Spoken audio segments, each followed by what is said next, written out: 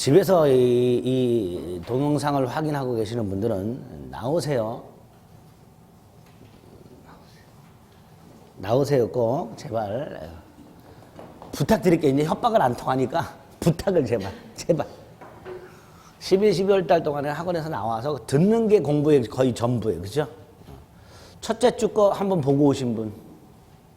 아, 다행이다 그래도. 아이고야. 되도록 많이 보고 오셔야 돼요. 기억 저편에 있단 말이죠. 듣고 오셨어도 오늘 말씀드린 내용은 기억이 안 날 거예요. 자꾸 반복해서 듣는 훈련하시고 학원 나오시고 이렇게 으쌰으쌰 하셔야 됩니다.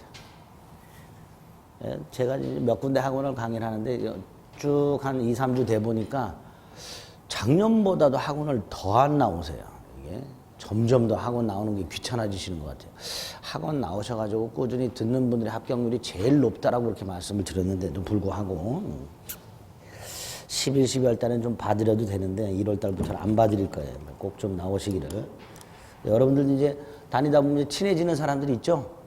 그럼 같이 나오자고 꼭 동료를 하고 혼자 나와서 공부하지 말고 뭐 그쵸? 혼자 붙으면 뭐 열심히 이렇게 129페이지 볼 차례죠. 자, 또 기억을 좀 더듬어 보겠습니다. 뭘 했는지. 첫째 주에 민법이라는 과목은 개인이 이렇게 타인하고 계약을 하게 되면 권리와 의무가 생기는데 이 다툼이 생기는 경우가 있다 그랬죠. 매매 계약을 하는데 매수인이 대금을 지급하지 않는 경우와 같이. 그럼 그 분쟁을 법원이라는 국가기관이 해결해 주게 되고요. 그 해결할 때 이 민법이라는 법을 가지고 해결해 준다 그랬습니다. 그게 이제 민법의 기능이었죠. 자, 이 민법이라는 게 이제 우리가 40문제가 나오는데 크게 4덩어리가 있었고요. 그 중에 이제 총칙 부분에 법률 행위에 관한 내용이 나온다 그랬어요. 법률 행위. 법률 행위는 매매 계약 같은 걸 생각하시자 그랬는데요.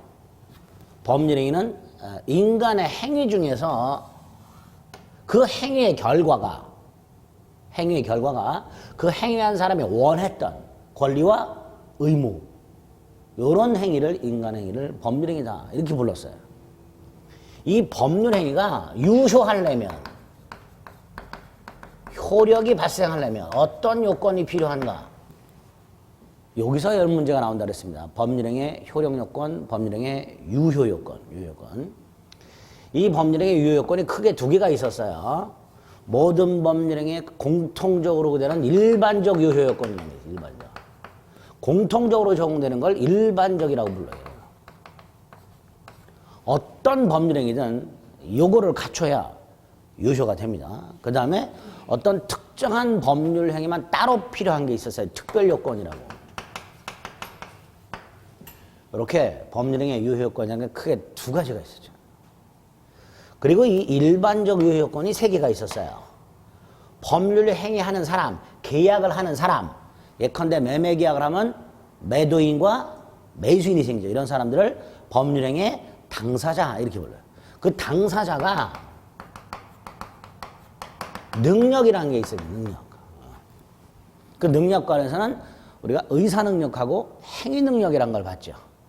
의사능력은 정신적 판단력이고 의사능력 없는 사람이 계약을 하면 무효라 그랬죠. 만취한 사람. 행위능력은 계약을 할 수 있는 능력이라 그랬어요. 그게 제한되는 사람들이 있었어요. 미성년자와 같이. 그래서 미성년자는 부모 등의 동의를 받아야 계약을 할 수 있는데 단독으로 하게 되면 취소할 수 있다. 그랬죠? 그게 이거예요. 2번째가 그 법률 행위를 통해서 내가 원하는 권리와 의무, 이걸 법률행위의 목적 또는 법률 효과 이렇게 부르는데 이 목적이 확정이 되어 있고 실현이 가능하고 적법하고 사회적 타당성이라는 걸 갖춰야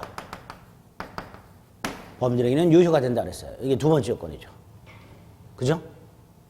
그 중에 확정성은 확정되어 있거나 확정할 수 있으면 된다. 원시적 불능은 무효다. 강행규정 중에 효력규정에 위반하면 무효가 된다.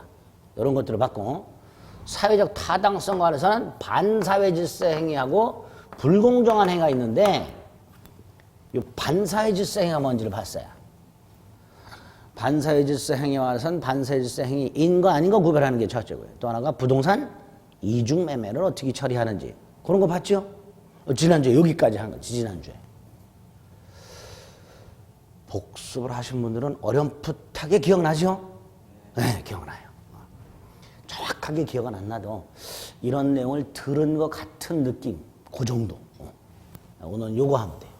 사회적 타당성과 알아서. 그래서 오른쪽에 보면 129페이지 이번에 불공정한 법률행위라고 되어 있습니다. 자, 오늘은 이 불공정한 행위가 뭐고 불공정한 행위가 되려면 어떤 요건을 갖춰야 되는가 그 두 가지를 살펴봅니다. 먼저 불공정한 행위는 조문에 이렇게 되어 있죠. 당사자의 공박경설 또는 무경험으로 인하여 현저하게 불균형, 공정을 이룬 행위는 무효로 한다. 이렇게 되어 있습니다. 줄여갖고 불공정한 법률행위 부르는데 폭리를 하는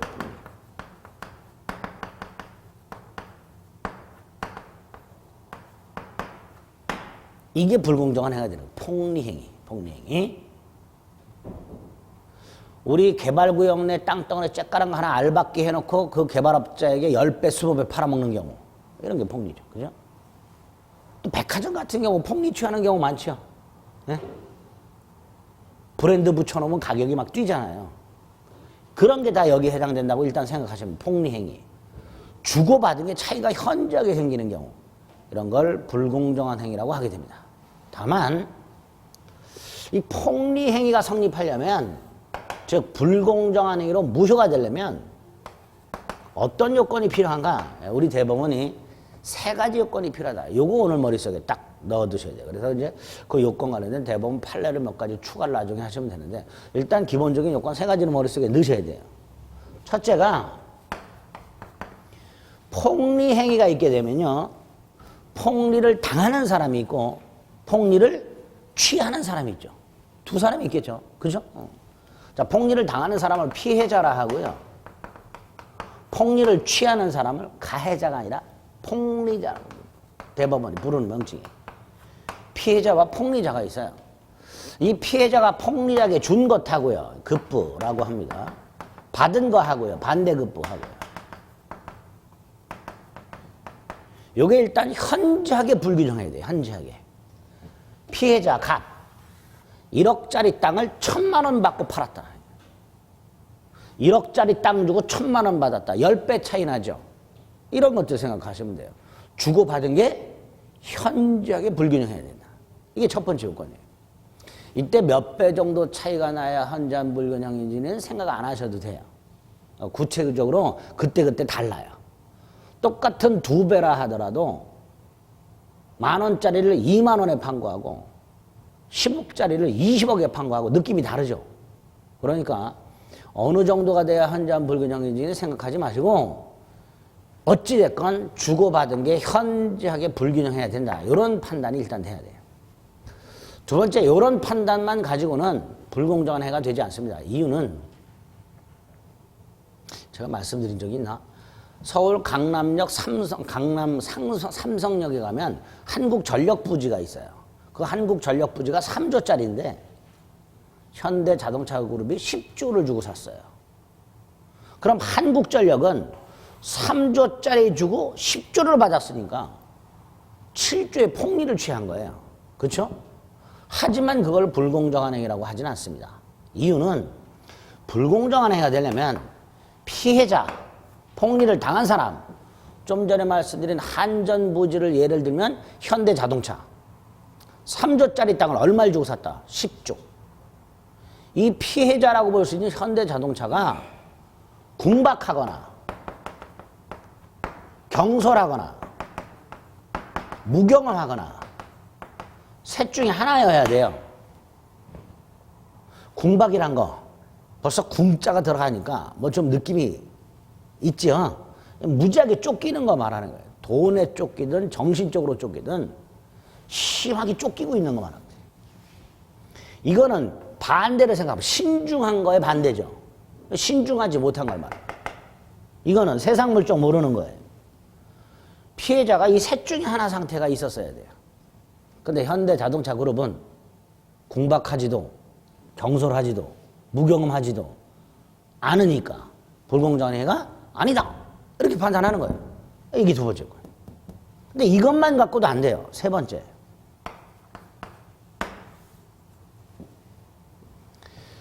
여러분이 ATM기에서 돈을 찾으려고 하는데 앞에 있는 사람이 ATM기를 전혀 사용해 본 경험이 없는 사람이야.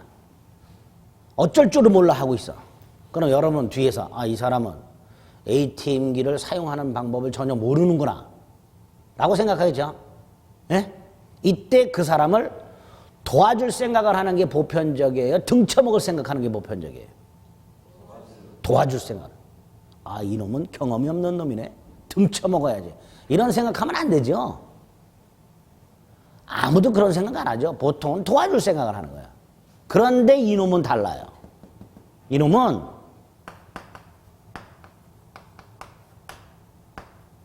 피해자가 이 상태에 있다는 걸 알아요. 그럼 도와줄 생각을 하는 게 사회 질서라 그랬어요. 근데 이놈은 반대야. 등쳐먹을 생각을 해. 그걸 이용의사라고 해요. 폭리의사예요. 폭리의사. 우리 가끔 길을 가다 보면 눈물에 부도 대처본 뭐 이런 거 보신 적 있죠? 회사가 부도가 났어요. 그래서 물건을 헐값에 팔아. 그 물건을 사는 사람 폭리자냐? 아니다. 회사가 부도가 나서 궁박하다 쫓기고 있다는 걸 알아. 알면서 그 회사를 등쳐먹을 생각해요? 저 회사가 부도 났네. 그래서 10,000원짜리를 100원에 파네. 이 기회에 등쳐먹어야지. 그래서 사요? 아니면 내가 100원이라도 주고 사야 회사에 조금이라도 도움이 되겠지. 나도 집에 가게에 도움이 되고. 이런 생각으로 물건을 사지. 저 부도 난 회사를 등쳐먹어야지. 이런 생각을 하고 사지는 않아요. 그렇죠? 그러니까 그렇게 헐값에 파는 걸 내가 설령 샀다 하더라도 불공정한 행위가 돼서는 안 되는 거예요.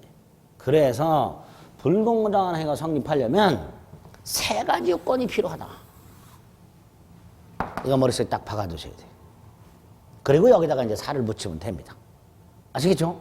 요거 딱 기억하세요. 그래서 129페이지 조문 확인하시고 간단히 읽어보시고 한 장을 넘기면 요건이 딱 나와 있어요. 그거 머릿속에 넣으시면 돼요. 급부와 반대급부의 현저한 불균형이 있어야 된다. 그 다음에 주관적 요건으로 궁박경솔 무경험이 있어야 되고 그거를 알면서 적극적으로 이용하려는 의사가 필요하다. 그렇죠? 그걸 알면서 이용하려는 의사까지 필요하다. 단순히 아는 것만 갖고는 안 되고 알면서 이용하려는 의사까지 필요하다. 이게 불공정한 행위다. 이렇게 생각하시면 돼요. 여기까지가 목적이라는 놈이 갖춰질 요건 네 가지예요. 이제 하나 남았어요. 자, 법률 행위를 제가 첫날 말씀드릴 때 법률 행위 속에는 반드시 뭐가 들어있었다 그랬죠? 의사표시라는 게 들어있다 그랬어요.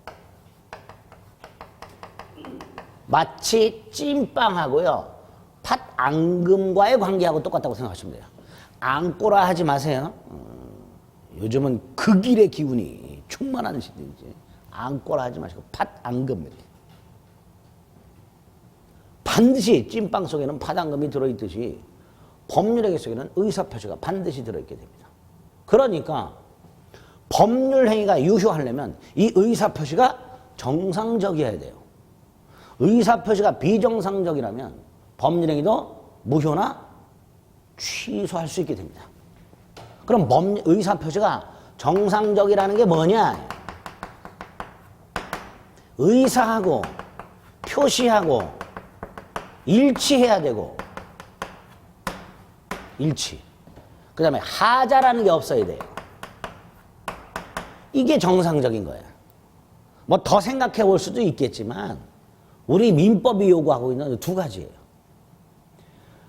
법률행위가 유효하려면 그 법률행위 속에 들어있는 의사표시가 정상적일 것. 그 정상적이란 게 무슨 뜻이냐? 의사표시가 일치하고 하자가 없을 것. 이게 정상적이라. 그러니까 당연히 우리 민법은 비정상적 의사표시가 뭐냐? 어떤 게 있는가? 이걸 규정하고 있겠죠. 법에서 의사표시가 정상적이면 법률행위는 유효다. 이건 규정할 필요가 없어요. 당연한 거니까. 그래서 법에서는 비정상적 의사표시는 법률행위에 어떤 영향을 미치는가 그걸 규정해 놓게 됩니다. 이걸 우리 민법이 4개를 규정해 놨어요. 비정상적 의사표시를 131페이지 보면 타이틀이 비정상적 의사표시 이렇게 돼 있죠. 지금 제가 주저리 떠드는 게 거기 딱 써 있어요. 줄이면 간단해요. 법률행위 필수 요소인 의사표시가 비정상적이라면 법률행위는 무효 또는 취소할 수 있게 된다. 그 비정상적 의사표시가 뭐가 있냐? 민법은 4개가 있다. 그 박스 안에 있는 그 4개예요. 자, 이때 이 비정상적 의사표시를 학자들이 연구를 해가지고요. 크게 2가지로 나눕니다. 하나는 의사표시가 불일치하는 경우. 일치해야 정상이니까 불일치하면 비정상 이렇게 되는 거죠. 또 하나가 의사하고 표시는 일치하지만 하자가 있는 경우예요. 하자. 크게 이렇게 2가지로 나누게 됩니다. 자, 이때 이 의사 표시가 불일치하는 걸 학자들이 이름을 붙입니다. 의사의 흠결이라고.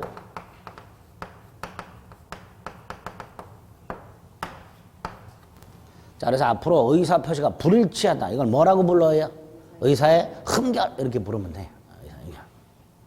이 의사의 흠결이 크게 다시 2로 나눠진다.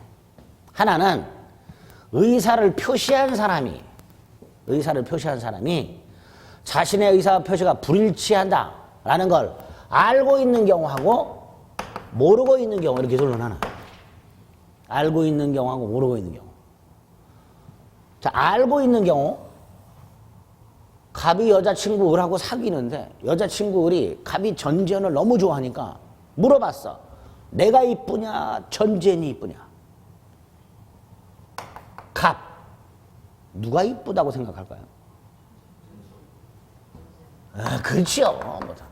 여러분들도 남편분하고 원빈하고 누가 더 잘생겼다 그러면 속으로는 당연히 원빈이 더 잘생겼다고 생각하죠. 근데 남편한테 원빈 더 잘생겼다고 했다가는 한 소리 바가지 먹으니까 아유 내 눈에는 당신이 더 잘생겼다. 거짓말 하지요. 똑같아요. 전전이 이쁘다고 생각해. 하지만 전전이 이쁘다고 얘기했다가는 추 터져. 그러니까 너 이렇게 의사 표시가 불일치. 그리고 갑이 네가 이쁘다고 말을 할 때 생각은 전전이지만 말은 너 이렇게 나온다는 걸 안단 말이죠. 자신의 의사 표시가 불일치한다는 걸 알고 있는 경우, 거짓말하는 경우 생각하시면 돼요. 생각 따로 말 따로 이런 게 하나 있고요. 모르고 있는 경우도 있어요. 여러분들이 내년 시험장에서 절대로 해서는 안 되는 실수. 답은 3번 골랐어. 마킹 몇 번에 해야 돼요? 3번. 그리고 3번에 마킹하는 생각으로 마킹하죠. 나중에 답안지 확인했더니 4번에 표시가 떡 돼 있어. 이런 실수 가끔 하죠. 진간장을 사러 마트 갔어. 집에 와서 딱 봉투에서 꺼냈더니 국간장이야. 그러면 생각은 진간장을 생각했지만 마트 계산대에는 뭘 사겠다고 표시한 거예요. 국간장 사겠다고 표시했으니까 국간장이 내 손에 들어있죠.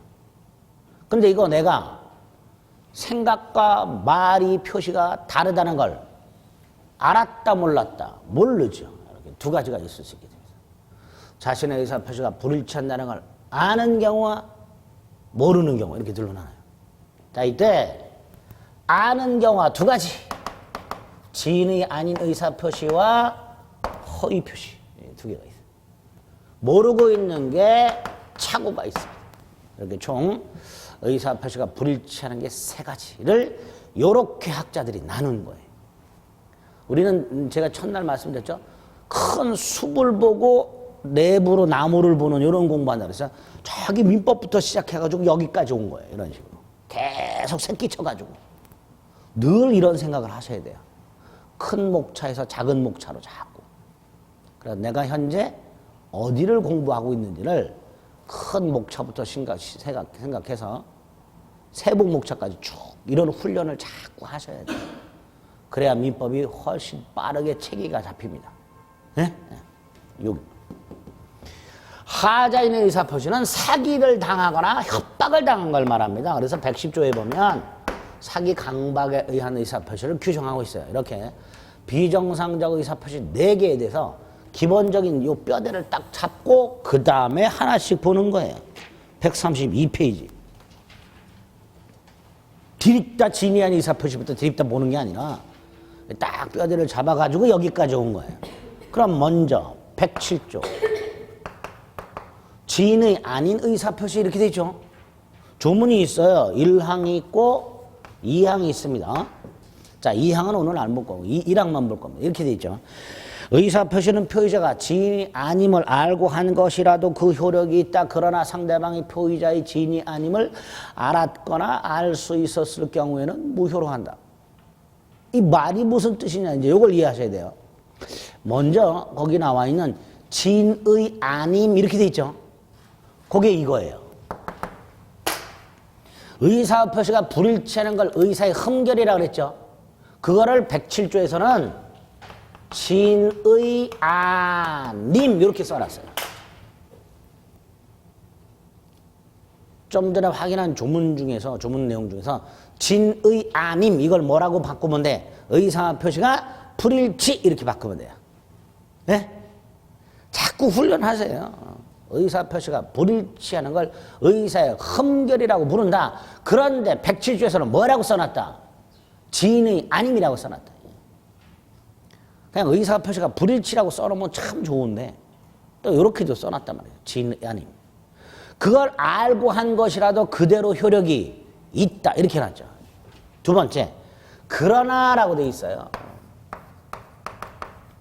그래서 107조 1항은 문장이 2개로 나눠져 있어요.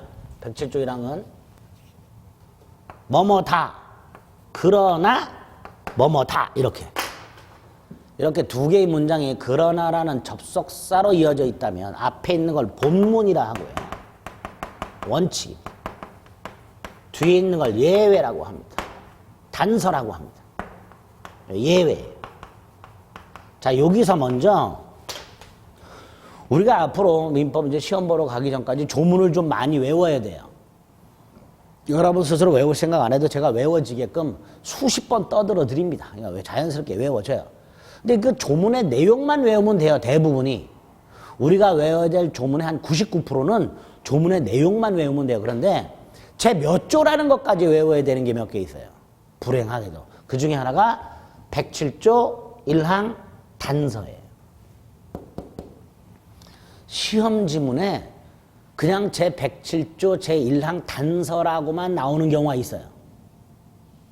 그러니까 대부분의 조문은 내용만 좀 기억하시면 되는데 몇 개는 제 몇 조까지 외워야 되는 경우가 있고 그 중에 하나가 제 107조 제 1항 단서예요. 자, 일단 이렇게 조문을 생각하고 그 의미를 파악을 해봅니다. 먼저 107조랑 본문. 표의자가 진이 아님을 알고 한 의사표시, 즉 자신의 의사표시가 불일치하다는 걸 알면서 한 의사표시는 그대로 효력이 있다 그랬죠. 그대로 효력이 있다는 건 표시한 대로 그대로 유효하다 이런 뜻이에요. 어떤 게 있을까? 하나 기억하시면 돼요. 판례. 거짓 사직서 제출. 근로자 갑이 연봉 협상에서 조금 유리한 고지를 차지하고자 회사와 협상을 하면서 실제로는 사직의 의사 없이 사직서를 제출.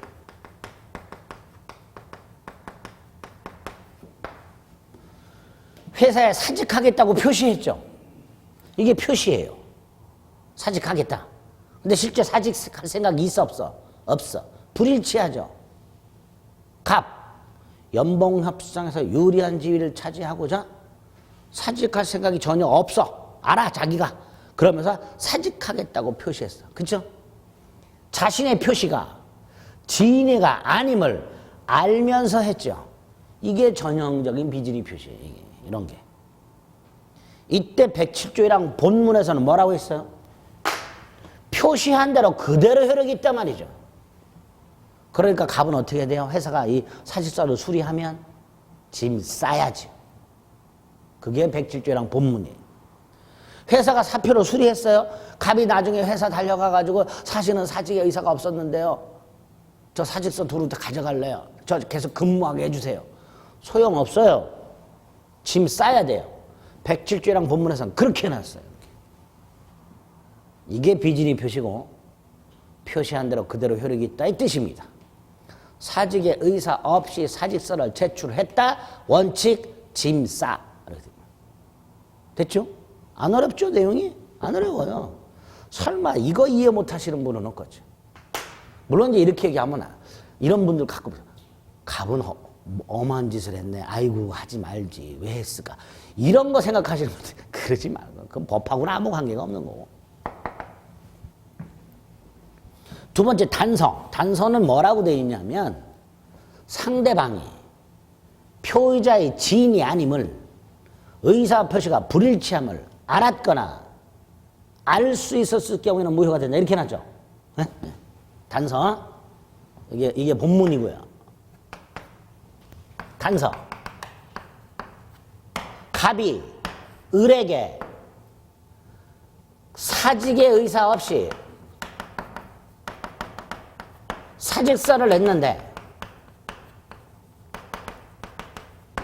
을은 갑이 사직의 의사가 없다는 거, 의사표시가 불일치한다는 거, 이게 갑의 진위가 아니라는 거를 을이 알았거나 알 수 있었다. 그럼 이 사직서 제출은 뭐가 된다? 무효가 된다. 이렇게 하는 거야. 이런 경우 있을 수 있죠. 평상시에 뻑하면 거짓말하는 이놈이. 그러니까 사직서 쓸 때도 이 자식 또 거짓말이군. 아는 경우가 있을 수 있단 말이죠. 또 이 날짜가 만우절이야. 그럼 을은 달력만 확인했더라도 이 자식이 거짓으로 장난치는구나 알 수 있었단 말이죠. 이런 경우도 있을 수 있단 말이죠. 갑이 거짓말한다는 걸 상대방이 알았거나 알 수 있었을 경우. 우리 늑대가 나타났다는 생각해보세요. 늑대는 안 나타났는데 나타났다고 말을 했어요. 처음에는 나타났다는 말이 효과가 있어서 도망 다녀요. 근데 몇 번 거짓말 하다 보면 늑대가 나타났다 그래도 상대방 알아. 저 자식 또 거짓말이군. 도망가 안 도망가? 안 도망가. 그러니까 늑대가 나타났다는 표시가 아무 의미가 없게 돼버려요. 그런 식으로 생각하시면 돼요. 그래서 상대방이 갑이 거짓으로 사직서를 쓴다는 걸 알았거나 알 수 있었을 경우에는 무효가 됩니다. 이런 경우가 있어요. 갑이 고등학교를 졸업하자마자 회사에 취업을 했어요. 근데 어느 정도 근무하다가 영장이 나왔어요. 근데 대한민국 남자들이 징집을 해가지고 군대에 갔을 때 그거 가지고 이 사람한테 불이익을 줘서는 안 되죠. 그죠? 국방의 의무를 이행한 거니까. 그래서 근로자가 군대를 가기 위해서 회사를 사직을 하는 게 아니라 휴직을 했다가 제대하고 복직을 하는 이런 식으로. 그래서 군대가 있는 동안에 근속연수에 포함을 시키도록 이렇게 해야 돼요. 그게 우리 대법원의 태도고 국가의 태도예요. 군대가 있는 동안 근속연수에 포함시키게끔. 그럼 당연히 얘는 휴직기를 냈다가 복직을 해야 되겠죠. 근데 회사 입장에서는 군대가 있는 동안 근속연수에 포함시켜버리면 나중에 퇴직금이 커지잖아요. 그러니까 회사가 이렇게 말했어요. 일단 사직서를 냈다가 나중에 재입사하는 형식으로 해라. 회사가 그렇게 말하니까 얘는 어쩔 수 없이 울며 겨자 먹기로 사직의 의사 없이 사직서를 제출했어요. 비진이죠. 근데 회사는 얘가 사직의 의사가 없다는 걸 알았죠. 그래서 우리 대법원은 사직서 제출은 무효다. 따라서 네 갑이 군대 가 있는 동안에 근속연수에 포함 시켜라. 이게 판례예요. 네? 네. 갑이 거짓으로 사직서를 쓴다는 걸 회사가 이미 알고 있단 말이죠. 그러니까 사직서 제출은 뭐가 된다? 무효가 된다. 따라서 갑은 사직한 게 아니다, 휴직한 거다. 그러니까 그 기간 동안 근속연수에 포함시켜라. 이게 판례가 되는 거예요. 107조를 적용한 대법원 판례가 됩니다. 자, 어쨌든 상대방이 이렇게 지인이 아님을 알았거나 알 수 있었을 경우는 무효가 된다. 자, 일단 조문 107조랑 본문과 단서가 말은 어렵게 되어 있는데 내용으로 이해가 됐죠? 됐어. 자, 그 다음에 이제 기술적인 거 조금 생각해 보셔야 됩니다. 자, 알았다라고 되어 있어요. 민법에서는 악의라고 합니다. 알았다를 뭐라 한다? 악의. 모르는 거는 선의 이렇게 불러요. 뭘 알았다 악의, 뭘 몰랐다 선의 이렇게 부릅니다. 자, 알았다는 악의인 게 분명해요. 이게 문제예요. 알 수 있었다. 이 알 수 있었다는 이런 거예요. 조심. 법에서는 주의를 기울였다 이렇게 말합니다. 조심했다. 야, 너 주의 좀 기울여. 너 왜 이렇게 부주의해? 이렇게 말하죠. 그러니까 주의라는 말은 한글로 조심 이렇게 바꿀 수 있어요. 이렇게 조심했다면 알 수 있었는데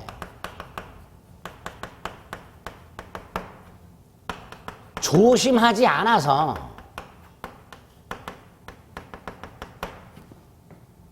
조심을 주의라 그랬으니까 조심하지 않은 걸 뭐라 그러면 돼요? 부주의 그러면 되죠. 부주의. 몰랐다. 이걸 줄여서 뭐라 한다? 알 수 있었다. 이렇게 말해요. 그러니까 알 수 있었다는 건 결과적으로 알았다, 몰랐다. 몰랐다예요. 선이에요. 선이. 선인데 조심했다면 알 수 있었던 거잖아요. 그런데 조심하지 않은 거죠. 이걸 과실이라고 해요.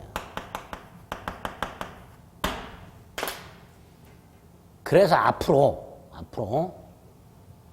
알았거나 알 수 있었다라는 말이 나오면 악의 또는 과실 이렇게 바꿔서 생각하실 수 있어야 돼요. 또 악의 또는 과실이란 말이 나오면 알았거나 알 수 있었다로 바꿀 수도 있어야 돼요. 또 하나, 과실은 결과적으로 악의다 선이다. 선이다. 예? 예? 아니 써 있잖아요. 무슨 말인지 못 알아듣겠는 분. 손 창피해서 못 드시나? 아, 이게 되죠. 알았다 악의 알 수 있었다는 결과적으로 몰랐다 선의. 그런데 부주의했으니까 선의 과실. 됐죠? 꼭 머릿속에 넣으시고. 그래야 책을 읽기가 수월해집니다. 비진리는 요 정도예요. 그래서 조문 확인하시고 밑에 의 동그라미 1번 그 다음에 동그라미 2번. 예를 들어 회사를 사측할 의사가 전혀 없었으나 그만두겠다고 하면 올려줄 것이라고 생각하고 사직서를 제출한 경우 쭉 내려서 양가로 3번의 효과 동그라미 1번 원칙과 동그라미 2번 예외. 조문 다시 한번 확인하는 거예요. 요 정도 머릿속에 넣으시면 됩니다. 됐죠? 이게 첫 번째예요. 두 번째가 오른쪽 하단에 보면 통정허위 표시라고 되어 있습니다.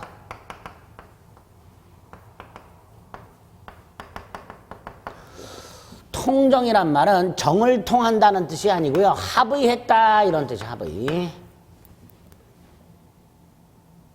그 다음에 108조 1항에서는 뭐라고 되어 있어요? 상대방과 통정한 허위의 의사표시는 무효로 한다. 이렇게 되어 있습니다.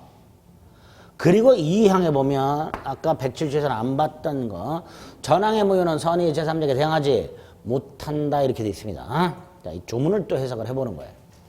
먼저 허위 표시 또는 통정 허위 표시가 뭘까? 의를 생각을 해봅니다. 의.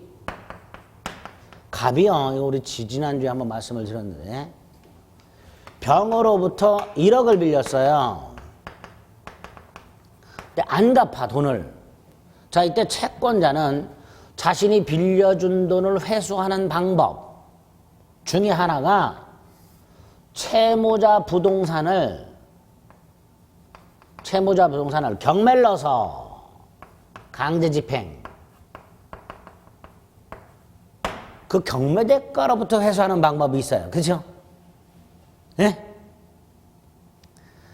그냥 채무자가 돈 안 갚으면 채무자 뭐 부동산이든 동산이든 경매 넣어가지고 그 경매 대가부터 회수할 수 있다 이렇게 생각하세요. 그걸 강제집행이라 해요. 이때 얘는 순순히 경매 당하지 않습니다. 재산을 빼돌립니다. 어젠가도 걸렸던데 보니까 고액 세금 체납자가 자기 이름으로 된 부동산은 전혀 없고 말이죠. 살고 있는 집으로 들이닥쳤더니 전부 뭐 보석이나 뭐 이런 걸로 다 현금화 해가지고 쌓아놓고 있다가 뺏겼죠. 이런 거예요. 재산 빼돌리는 경우가 생겨요. 채무자 갑이 채권자의 강제평을 면할 목적으로, 피할 목적으로 재산을 숨겨요. 누구한테 숨겨두냐? 친구 을을 만나가지고 친구 을하고 짜. 뭐라고 짜? 마치 매매를 한 것처럼. 그래서 을의 이름으로 등기를 넘겨놔. 자, 이때 갑. 이 땅을 실제 팔 생각이 있다 없다? 없죠? 근데 매매계약서를 썼어. 다시 말해서 팔겠다고 표시한 거예요. 갑은 실제로 이 땅을 팔 생각이 없으면서도 팔겠다고 표시한 거예요. 즉 갑에 비진이가 있어요. 그죠? 근데 이 을은 갑이 팔 생각이 없다라는 것을, 갑의 진이가 아님을 을은 안다 모른다? 알죠. 을한테 얘기 다 했어요. 내가 이제 채권자 병이 자꾸 경매를 그러니까 네 이름으로 좀 돌려놓자. 나는 팔 생각은 없다. 얘는 알아요, 이거를. 그 아는 걸로 끝난 게 아니라 을은 갑하고 계약서를 썼죠. 그죠? 합의해 준 거예요. 갑의 이런 짓거리에 을이 합의를 해 준 거예요. 결국 허위 표시는 상대방하고 합의를 한 비진이 표시. 이게 허위 표시가 되는 거예요. 허위 표시의 뜻이 뭐라고요? 상대방과 합의를 한 비진이 표시가 됩니다. 그래서 허위 표시 속에는 필연적으로 뭐가 들어있어요? 비진이 표시가 들어있어요. 상대방과 합의한 비진이 표시. 이게 허위 표시예요.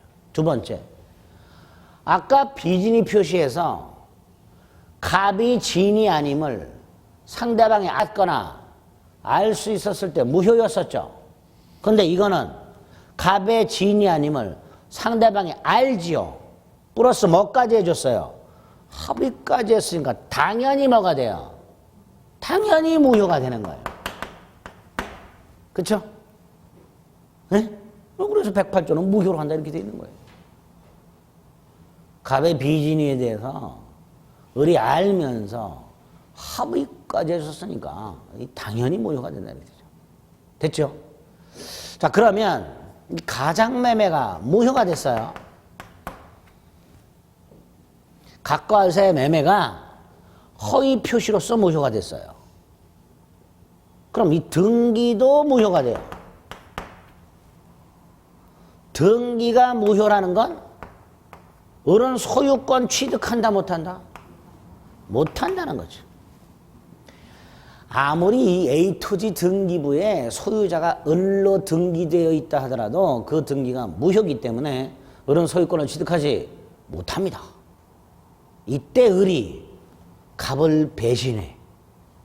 왕왕 있죠? 갑이 친구 을을 믿고 맡겨놨는데 이놈이 갑을 배신해. 어떻게 배신해요? 팔아먹어. 친구 믿으면 안 되죠. 제가 2006년도에 친구 믿고 뭐 해줬다가 10년 이상 고통받고 있습니다. 대신 돈 갖고 있고 말이죠. 생각만 해도 다시 잃어버린 나의 13년을 어디 가서 찾을지 말이죠. 함부로 믿으면 안 돼요. 얘도 믿었다가 배신 때린 거예요. 이때 을이 병한테 이 땅을 팔아먹을 때 갑소유 땅이라고 말할까요? 자기 땅이라고 말할까요? 자기 땅이라고 말하겠죠. 그럼 이 병은 을 등기가 무효라는 사실, 을이 소유권이 없다라는 사실을 알까요? 모를까요? 몰라요. 선이. 보통은. 근데 우리 지지난주 이중매매를 말씀드릴 때 제2매매가 반사회 질서에는 무효라면 제2매수인 등기도 무효고 따라서 제2매수인은 소유권을 취득하지 못하니까 제2매수인과 거래한 사람은 설령 선이라 하더라도 소유권을 취득하지 못한다. 그래서 제가 그랬죠? 등기 믿지 마세요. 이렇게까지 말씀드려요. 그럼 이것도 마찬가지여야 돼요. 병은 아무리 을 등기가 무효고 을이 소유권이 없는데 그걸 몰랐다 하더라도 소유권을 취득할 수가 없어야 돼요. 그런데 108조 2항에서 뭐라고 해놨냐면 허위 표시의 무효를 선의 제3자에게는 대항하지 못한다 이렇게 되어있어요. 이 대항이란 말은 주장이란 말로 바꿔서 생각하시면 돼요. 그럼 이렇게 돼요. 갑이 을과 가장매매를 해서 을에게 등기를 넘겨놨는데 을이 마치 자기 것인 양 병에게 팔았어요. 나중에 그 사자한 갑이 병을 찾아가서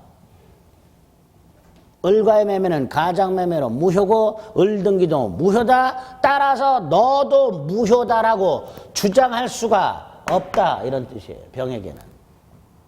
따라서 병이 선이라면 소유권을 취득한다 못한다? 취득한다. 이렇게. 원래는 취득 못해요. 하지만 108조 2항 때문에 취득하게 되는 거예요. 그럼 아까 이중매매 같은 경우는 지난주에 왜 안 된다 그랬냐? 거기에는 선의 제3자에게 대항하지 못한다라는 규정이 없어요. 128페이지. 반사회 질서 행위 다시 한번 보세요. 그냥 무효로 한다로 끝났죠. 선의의 제3자에게 대항하지 못한다라는 게 있어요, 없어요? 없어요. 그냥 끝이에요. 하지만 108조 2항은 선의의 제3자에게 대항하지 못한다라는 조문이 있다 말이죠. 그래서 보호를 받는단 말이죠. 아시겠죠? 이게 허위 표시예요. 108조 1항, 2항. 자, 그럼 133페이지로 돌아옵니다. 통정허위 표시 108조 1항과 2항 봤어요. 의 봅니다. 동그라미 1번 가장행위를 말한다. 동그라미 2번 채권자의 강제입행을 면할 목적으로 친구를 짜고 진정한 의사 없이 소유권 등기만 이전에 두는 경우 이렇게 나왔죠. 한 장을 넘깁니다. 양가로 3번 효과. 동그라미 1번 이 기억. 당사자 사이에서는 무효다. 하지만 동그라미 2번에 기억. 선의의 제3자에게 대항하지 못한다. 무슨 뜻이냐. 니은 갑과 을이 가장매매를 하여 갑의 부동산을 을에게 소유권 이전 등기를 한 경우에 그런 사정을 알지 못한 선의 병이 을과 거래하여 을로부터 부동산을 매수한 경우에는 권리를 취득한단 말이죠. 그러니까 갑은 병에게 을과의 매매가 가장매매 허위 표시에서 무효니까 너도 무효다라고 주장할 수가 없다. 반환 청구할 수가 없다. 이렇게 됩니다. 108조 2항의 뜻이 됩니다. 됐죠? 이런 게 허위 표시다. 그럼 비정상적 의사표시 4개 중에서 의사표시가 불일치하는 것 중에 알고 있는 2가지 본 거예요. 요거 남았죠? 109조. 오른쪽에 보면 착오가 나옵니다.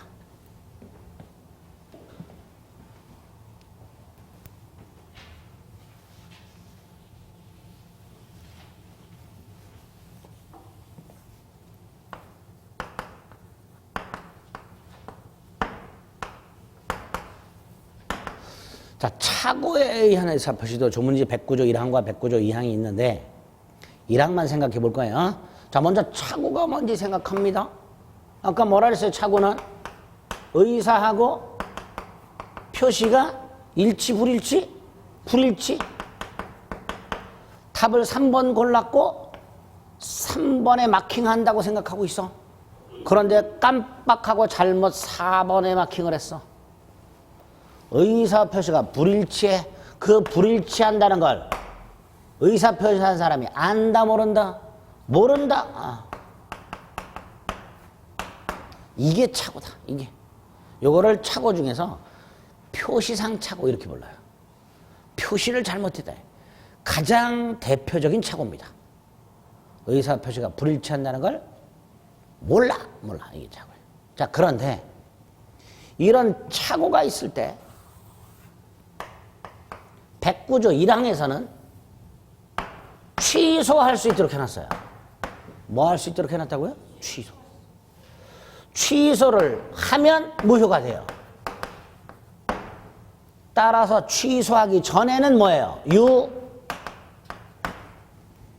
일단 착오에 의한 의사표시는 유효예요. 유효하다는 건 표시한 대로 효력이 생긴다는 거예요. 표시대로. 그러니까 나는 틀린 거예요. 이 문제 틀린 거예요. 나는 생각은 3번인데 잘못 4번이니까 3번으로 해달라. 못하는 거예요. 떨어진 거예요. 하나 차이로. 내년에 그러면 안 되죠. 한두 개 차이. 한 서너 개 안짝으로 떨어지신 분들은 그건 운이에요. 운으로 떨어진 거예요. 실제로. 올해도 그런 분들이 꽤 되시던데 매년. 그래서 한두 서너 개 차이로 떨어지면은 대단히 스트레스를 받아요. 운 때문에 그런 거예요. 그래서 우리는 한 두세 개 남겨서 합격을 하셔야 돼. 그래서 65점이 목표라고 그랬던 거예요. 딱 점은 불안해요. 딱 점은. 이런 경우가 있을 수 있으니까. 내가 채점을 했는데 딱 점이야. 근데 나중에 하나가 모자라. 이런 경우 있어.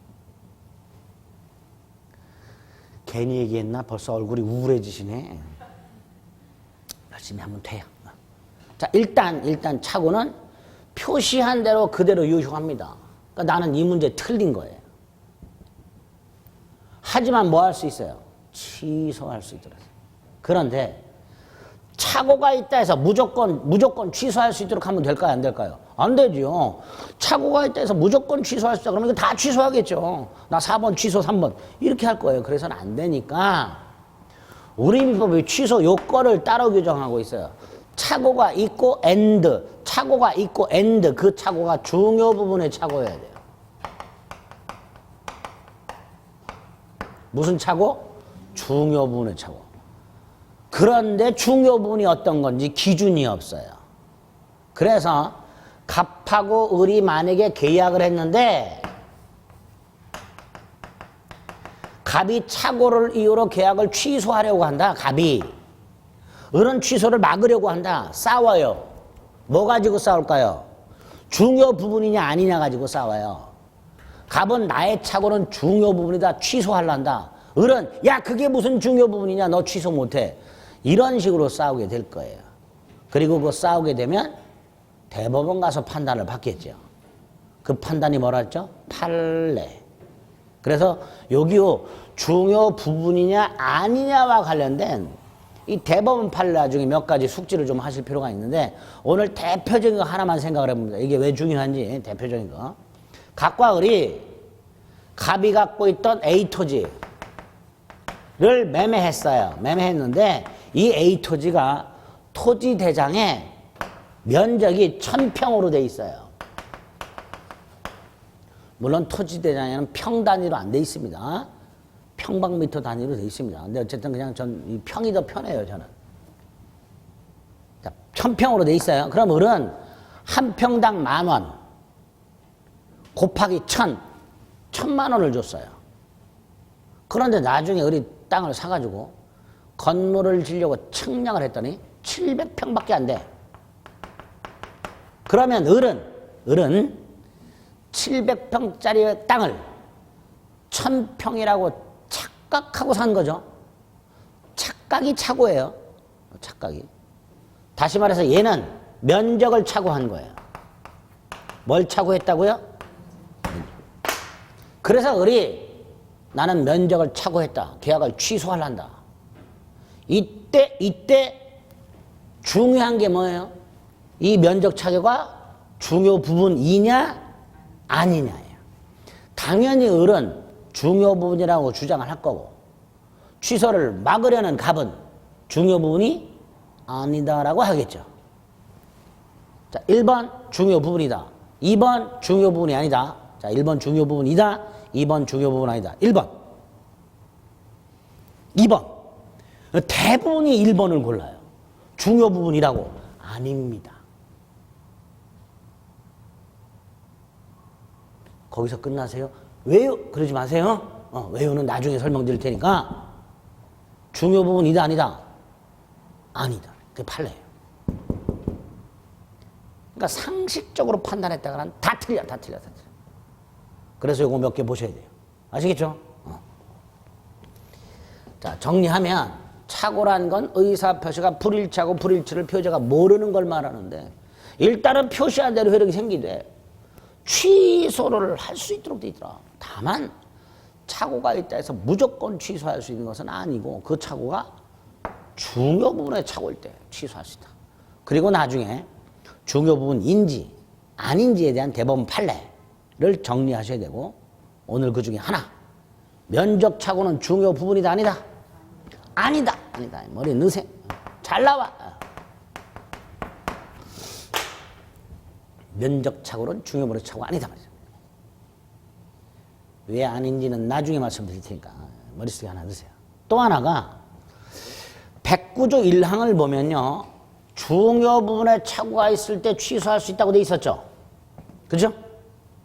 그래 안 그래요? 읽어보세요. 백구조 1항. 의사표시는 법률행위 내용에 중요 부분에 착오가 있는 때 취소할 수 있다 이렇게 돼 있죠. 근데 그러나 해놓고 단서가 또 붙어 있어. 뭐라고 돼 있어요? 그러나 표의자의 중대한 과실로 인한 때는 취소할 수 없다 이렇게 놨습니다. 그러니까 취소를 하려면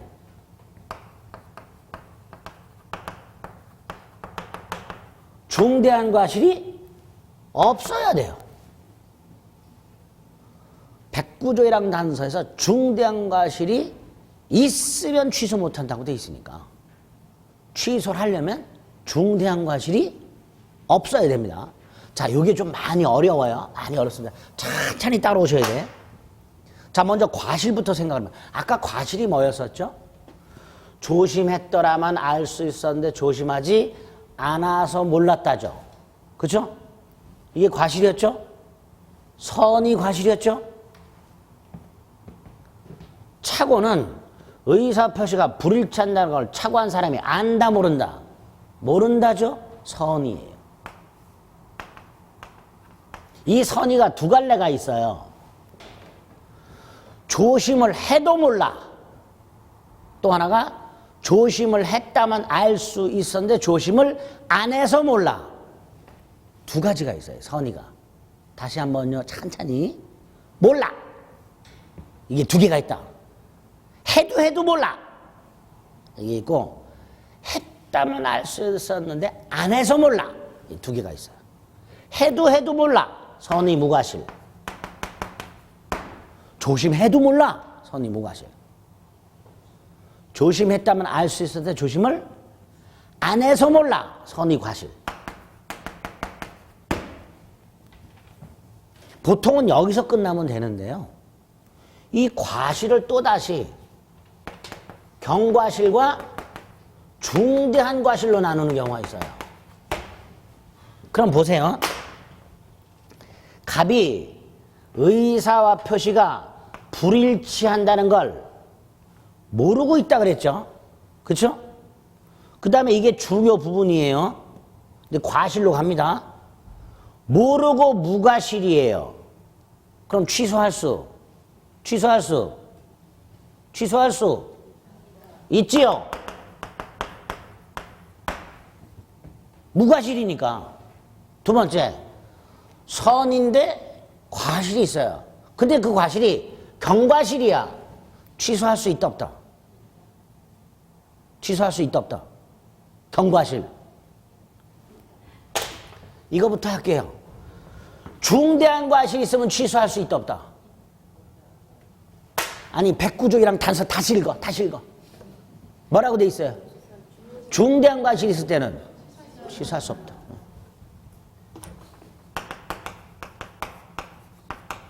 그럼 다시 위로 올라가. 과실이 없어. 취소할 수 있다. 경과실이 있어. 취소할 수. 우와 환장하겠네. 다시. 중과실이 있을 때는 취소할 수 없다. 이렇게 돼 있어요. 과실이 없다면 취소할 수 있고 경과실이 있다면 취소할 수 있다죠. 그래 어려워요 이 말이. 에? 그지같이 돼 있어요 조문이. 저는 이거를 그냥 읽으면 수험생들이 다 아는 줄 알고 작년까지는 설명을 안 드렸었어요 이거를. 근데 어떤 분이 저한테 도저히 이해가 안 된다. 두 가지 문장을 제가 착오한 사람이 중요 부분에 착오예요. 에? 그런데 그 착오자에게 과실이 있다. 면 취소할 수 없다. 라는 질문하고 앞에 아무것도 없어요. 그냥 과실이라고 돼 있어요. 경과실인지 중과실인지 안 나눠놨어요. 그냥 차고 한 사람에게 과실이 있다면 취소할 수 없다. 이 지문하고요. 과실이 있더라도 취소할 수 있다. 자, 두 개 문장을 한번 여러분들 생각해 보세요. 과실이 있다면 취소할 수 없다. 과실이 있더라도 취소할 수 있다.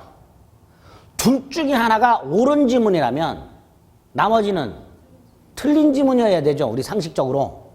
예를 들어서 위에 게 옳은 지문이라면 밑에 건 틀린 게 되고요. 위에 게 틀린 지문이라면 밑에 게 옳은 지문이어야 되죠. 그래요, 안 그래요? 둘 다 틀린 지문이에요.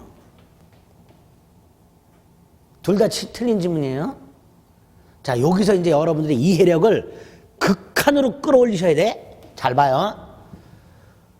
우리 민법이 중대한 과실이 있을 때는 취소 못한다고 돼 있어요. 그죠? 그래서 이렇게 나눴어요. 보세요. 과실이 있을 때 그 과실이 경과실이라면 취소할 수 있고 중과실이라면 취소할 수 없지요. 그러니까 과실이 있는 경우에는 취소할 수 없는 경우도 있고 취소할 수 있는 경우도 있단 말이죠. 그렇잖아요. 그러니까 없다 틀린 거고 있다 틀린 거고 이렇게 되죠. 과실이 있는 경우에는 취소할 수도 있고 취소할 수도 없고 이 둘 중에 하나 이렇게. 저것 때문에. 그래요, 안 그래요? 그래서 어떤 분이 저한테 위에 게 틀린 거라면 밑에 건 옳은 거여야 되지 않냐고 저한테. 그래서 제가 설명을 드렸는데 도저히 그분이 이해를 못 하시더라고요. 아직도 이해를 못 하셨을 거예요, 그분은. 제가 그분한테 저는 도저히 안 돼. 더 이상 말씀 못 드리겠다고. 자기는 도저히 이게 이게 반대 지문이잖아요. 아니에요?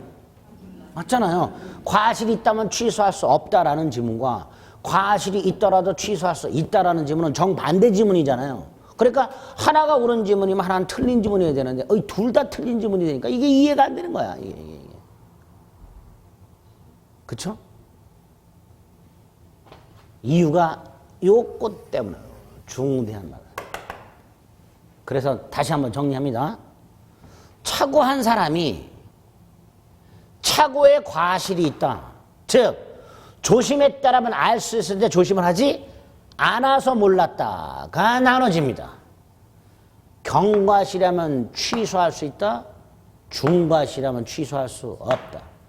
따라서 그냥 과실이 있다라고 나오게 되면 취소할 수 있는 경우도 있고 취소할 수 없는 경우도 있게 됩니다. 따라서 그냥 없다라고 나오면 틀린 거고 있다라고 나오면 틀린 게 되는 거예요. 그렇죠? 그렇게. 그리고 이제 중과실이 뭔지는 나중에 보게 됩니다. 정리합니다. 착오라는 건 의사표시가 불일치하는 걸 모르는 거예요. 원칙적으로 유효해요. 하지만 취소할 수 있어요. 취소하려면 두 가지 요건. 중요 부분 착오일 것, 중대한 과실이 없을 것. 중요 부분에서 면적 착오 하나 기억하시고 중대한 과실은 요 문장을 이해하셔야 돼요. 아시겠죠? 요게 머릿속에 딱 박혀 있으면 요게 노랗게 되는 거 요거. 그러면 쉬워요.